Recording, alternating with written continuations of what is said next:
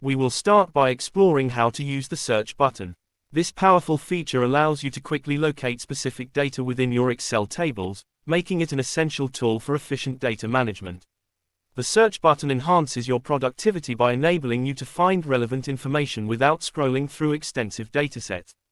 Whether you're dealing with large inventories, project lists, or customer databases, this functionality helps streamline your workflow. With just a few clicks, you can pinpoint exactly what you need, saving you valuable time and ensuring you stay organized. Its user-friendly interface makes it accessible to everyone, regardless of Excel proficiency. Let's start by diving into how to effectively utilize the search button for your data needs.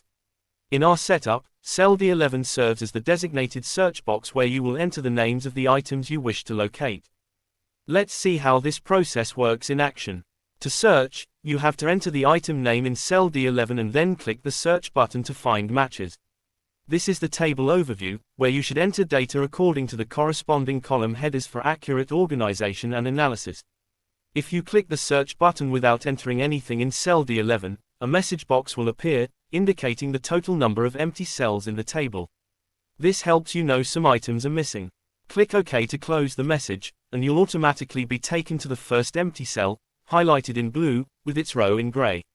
A gray scrollback button will also appear below the empty cell. Now, let's enter something in the blue highlighted cell.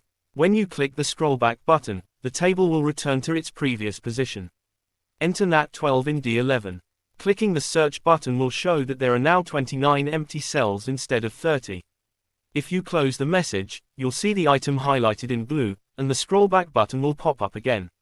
If you change the item name in D11 to something not in the table and click the search button, a message will display. Clicking OK will show another message stating that the item name entered in D11 was not found in the table. Just click OK to close it. Now let's test this. Suppose we have multiple entries with the same exact name in the table. For example, in the screening type column, periodic is entered 4 times. We want to see what happens when we enter periodic in cell D11. Let's navigate back to our search box, enter periodic, and click the search button. As always, we will be notified of the number of empty cells in the table. So, if you're someone who easily forgets to enter data, don't worry, we've got you covered.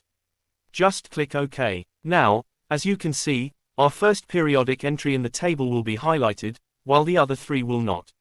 Let's change the entry in this cell using the drop-down list. If you want to learn more about drop-down lists, check out my lesson on Excel data validation. I'll put the link in the description below. Now, let's leave the entry in D11 and click the search button again.